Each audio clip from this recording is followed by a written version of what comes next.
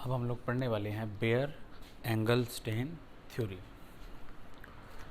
ये थ्योरी क्या कहती है? Smaller rings are unstable and bigger rings are stable. मतलब कि जो भी क्लोज स्ट्रक्चर होंगे या साइक्लिक स्ट्रक्चर होंगे उनमें जो छोटे रिंग्स होंगे लाइक 3 मेंबर वाला 4 मेंबर वाला वो अनस्टेबल होंगे, मतलब रिएक्टिव होंगे, और जो 5 मेंबर वाला या 6 मेंबर वाला है वो स्टेबल होंगे या अनरिएक्टिव होंगे। और बेयर साहब ने ये स्टेटमेंट अल्केन्स के लिए दिया था, ठीक है। और अल्केन्स भी कौन सी? साइक्लो, ठीक है बात। उन्होंने क्या कहा था कि 3 मेंबर वाली कम स्टेबल, उसके बाद 4 मेंबर वाली, उसके बाद 5 मेंबर वाली, और उसके बाद 6 मेंबर रिंग, अगर ये स्टेबिलिटी की बात की जाए, ठीक है। मतलब कि 6 मेंबर वाली ज़्यादा स्टेबल होती हैं, 5 वाली उससे कम, 4 वाली, फिर 3 वाली। यानी कि अगर 3 वाली रिंग है उसकी टेंडेंसी होगी 4 वाली बन जाए, 4 वाली की 5 वाली में, 5 वाली की 6 वाली में, क्योंकि स्टेबिलिटी लेफ़्ट टू राइट बढ़ रही। अगर रिएक्टिविटी की बात की जाएगी तो रिएक्टिविटी किसकी ज़्यादा होगी? इसकी रिएक्टिविटी ज़्यादा होगी, क्योंकि ये क्या है? अनस्टेबल, तो रिएक्टिविटी ज़्यादा। फिर इसकी हो जाएगी, फिर इसकी हो जाएगी 5 मेंबर वाली रिंग की, और फिर 6 वाली की, ठीक है बात। बेसिकली बेयर considered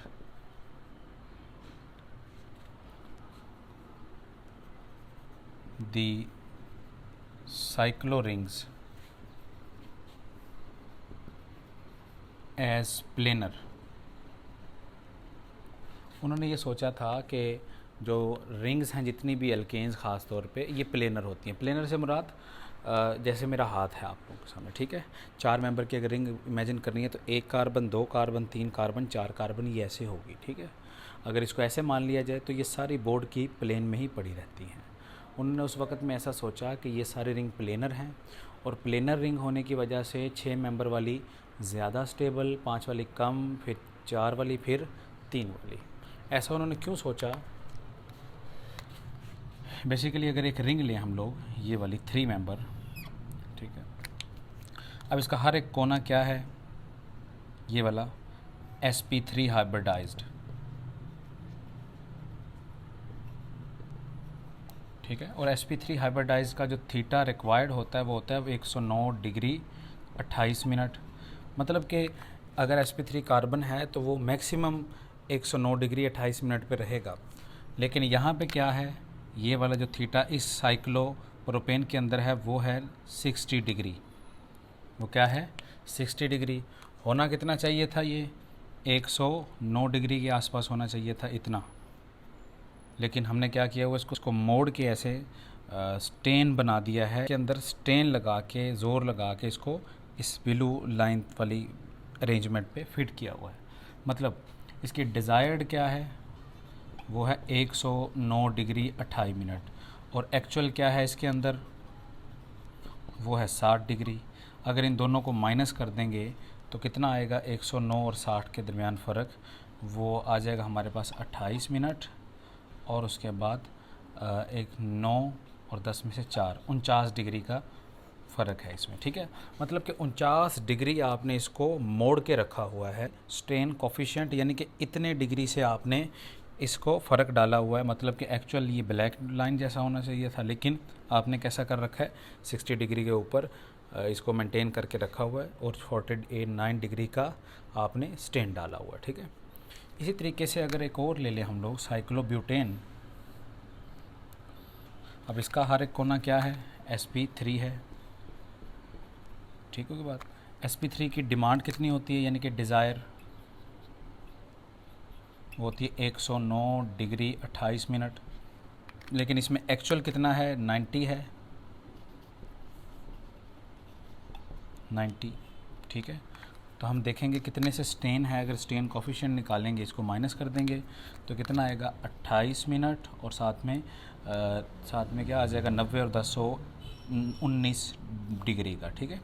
मतलब कि इसको 19 डिग्री आपने मोड़ के रखा हुआ है। मतलब कि एक्चुअल क्या होना चाहिए था, ये कुछ इस तरह का होना चाहिए था, ये इस तरह, ठीक है, इस तरह। लेकिन आपने क्या किया हुआ है, इसको 90 डिग्री पे रखा हुआ है। मतलब ये एंगल होना चाहिए था, आपने इस तरह रखा हुआ है।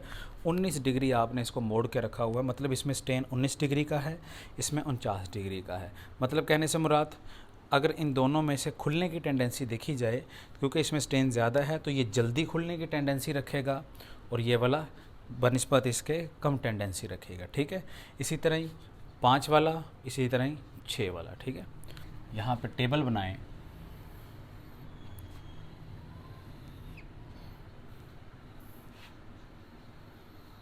यहाँ पे लिखें साइक्लो अल्केन, ठीक है। यहाँ पे लिखें sp3 कार्बन थीटा, जो कि डिज़ायर्ड है। उसके बाद यहाँ पे एक्चुअल कितना है, उसके बाद स्ट्रेन कितना है, और यहाँ पे टेंडेंसी लिख लेते हैं।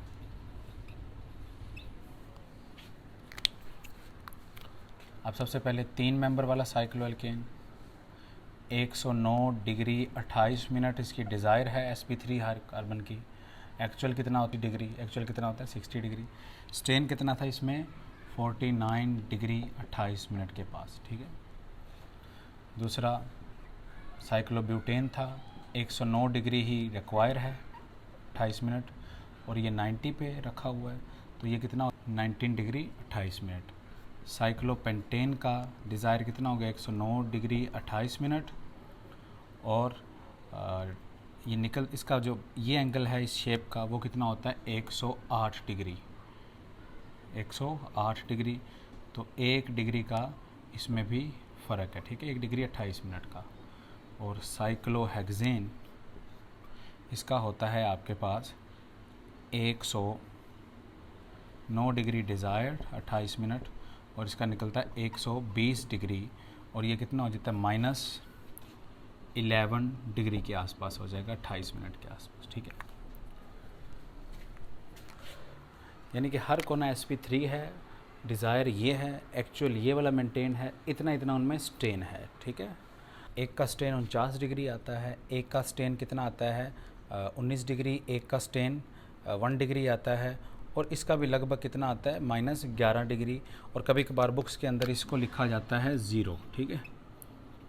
अब ये 0 इसलिए लिखा जाता है क्योंकि साइक्लो अल्केन सबसे ज़्यादा एक्सपेरिमेंटली देखा गया है कि स्टेबल निकलती है, इसलिए वो 0 लिख देते हैं।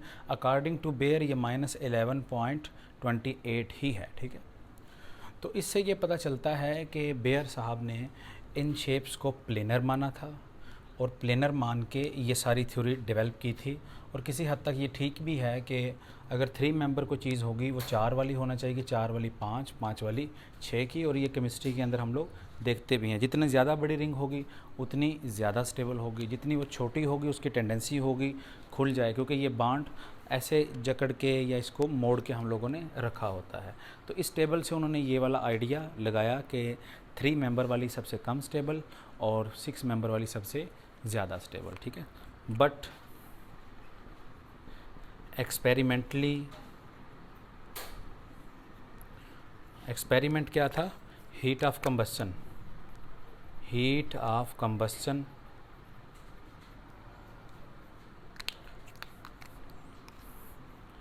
the order of stability came as, अगर हम लोग हीट ऑफ कंबस्चन करें, किसी चीज़ को जला के एनालिसिस करें उनका, तो उसके अकॉर्डिंग क्या आता है 3 मेंबर वाली का सबसे कम स्टेबल, फिर 4 मेंबर वाली उससे ज़्यादा स्टेबल, फिर 5 मेंबर वाली उससे ज़्यादा स्टेबल, और इसकी स्टेबिलिटी लगभग बराबर होती है साइक्लोहेक्सेन के बराबर इनकी स्टेबिलिटी होती है। ये बिल्कुल सेम बेयर साहब जैसा ही रिलेशन है, बस क्या है कि इन दोनों के अंदर, दोनों के बीच में बेयर साहब ने कहा था कि ये वाली ज़्यादा स्टेबल है और ये वाली कम स्टेबल है, ऐसा बोला उन्होंने, ठीक है, ये इस रिलेशन से, क्योंकि यहाँ पे भी 11 डिग्री का स्टेन आ रहा है, लेकिन एक्सपेरिमेंटली इन दोनों की स्टेबिलिटी लगभग बराबर है। साइक्लोहेक्सेन की थोड़ी सी ज़्यादा निकलती है, लेकिन ओवरऑल अगर इसको सम अप करें हम लोग कि 6 मेंबर वाली रिंग ज़्यादा स्टेबल, फिर 5 वाली, फिर 4 वाली, फिर 3 वाली। रिएक्शन की बात करें तो 3 मेंबर वाली जल्दी रिएक्शन करेंगे क्योंकि ये वेरी लेस स्टेबल, और 6 वाली क्या करेंगी, बहुत कम रिएक्शंस देगी क्योंकि ये ज़्यादा स्टेबल होती हैं। इनमें स्टेन कम है और इनमें स्टेन ज़्यादा है। तो ओवरऑल आप क्या याद रखेंगे कि 6 मेंबर रिंग ज़्यादा स्टेबल, फिर 5 वाली, फिर 4 वाली, फिर 3 वाली। अगर 7 वाली हो जाएंगी वो भी अनस्टेबल हो जाएंगी, 8 वाली हो जाएंगी वो ज़्यादा उनसे अनस्टेबल होंगी, 9 वाली इसी तरह उससे ज़्यादा अनस्टेबल, क्योंकि साइक्लोहेक्सेन स्टीरियोकेमिस्ट्री के अकॉर्डिंग बोट एंड चेयर में एग्जिस्ट करता है, ठीक है। तो ये अपना जो स्टेन ये भी आता है ना, ये भी रिलीव कर लेता है, इसको भी रिलीव कर लेता है, जिसकी वजह से कई बुक्स के अंदर 0 डिग्री सी इसका लिखा जाता है। तो चेयर बोट फॉर्म में जाने की वजह से ये ज़्यादा स्टेबल है। उसके बाद ये ऑर्डर इसी तरह ही आता है जैसा कि बेयर साहब ने बताया था। This is all about Baeyer angle strain. अब हमारे पास अगर ये एक साइक्लोप्रोपेन रिंग लें हम लोग, ठीक है, इसका हर एक कोना क्या है, ये वाला चले मान लेते हैं, ये क्या होगा sp3। अब 2 तो इसके ऊपर बॉन्ड है तो 2 हाइड्रोजन होंगे इस तरह, ठीक है। अब 2 ये हाइड्रोजन जो होंगे, इस बॉन्ड को क्या बोला जाएगा, जिससे हाइड्रोजन है एग्जोसाइक्लिक बॉन्ड, और इसको क्या बोला जाएगा, एंडोसाइक्लिक बॉन्ड, ठीक है। मतलब साइकिल बनाने के अंदर इसका शुमार है, साइकिल से बाहर ये 2 बॉन्ड है, साइकिल इस 3 मेंबर रिंग को बोलेंगे, ठीक है। अब ये जो आपके पास sp3 कार्बन है, इसकी डिज़ायर्ड क्या है 109 डिग्री, मतलब ये कुछ ऐसा होना चाहिए, 109 डिग्री कुछ इस तरह का होना चाहिए, ठीक है ना, इस तरह।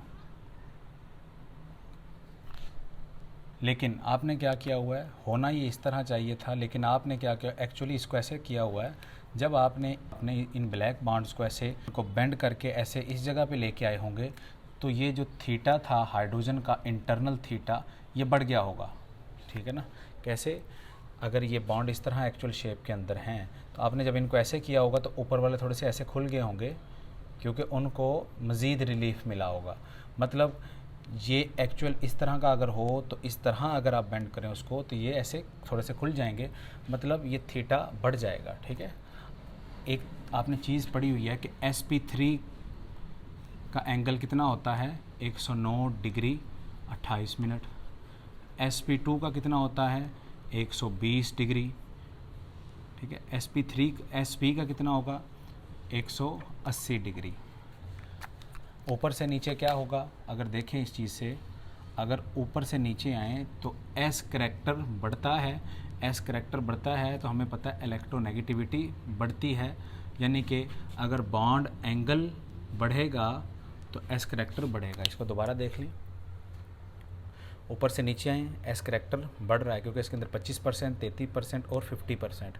ऊपर से नीचे आएँ s करैक्टर बढ़ता है, जब s करैक्टर बढ़ेगा तो ऊपर से नीचे आने पे बॉन्ड एंगल भी बढ़ेगा, जब बॉन्ड एंगल बढ़ेगा तो हम बोल सकते हैं इलेक्ट्रोनेगेटिविटी बढ़ेगी हाइड्रोजन के बीच में।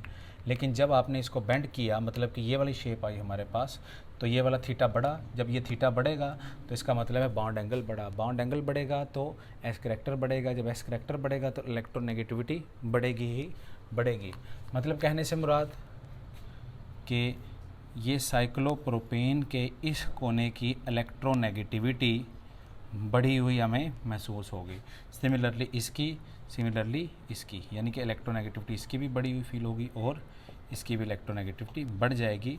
हम लोग ऐसे बोल सकते हैं कि एंगल स्टेन अगर ज़्यादा होगा तो इलेक्ट्रोनेगेटिविटी बढ़ जाएगी। क्यों? क्योंकि एंगल स्टेन बढ़ने से बॉन्ड एंगल बढ़ता है और बॉन्ड एंगल बढ़ने से s करैक्टर बढ़ता है, s करैक्टर के बढ़ने से इलेक्ट्रोनेगेटिविटी बढ़ती है, ठीक है।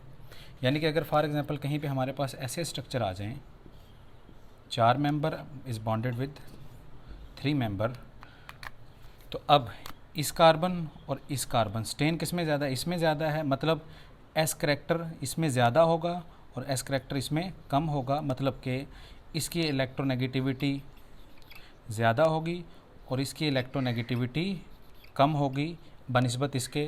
तो हम लोग चार्जेस अगर लिखें तो इस पे डेल्टा नेगेटिव आएगा, तो इस पे डेल्टा क्या आएगा? इस पे डेल्टा नेगेटिव और इस पे डेल्टा पॉजिटिव आएगा।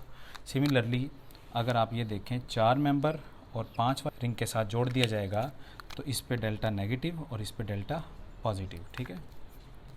अगर इसी तरह 6 मेंबर वाले रिंग के साथ 3 मेंबर वाली रिंग लगा दी जाएगी तो यहाँ पे डेल्टा नेगेटिव और यहाँ पे डेल्टा पॉजिटिव, ठीक है।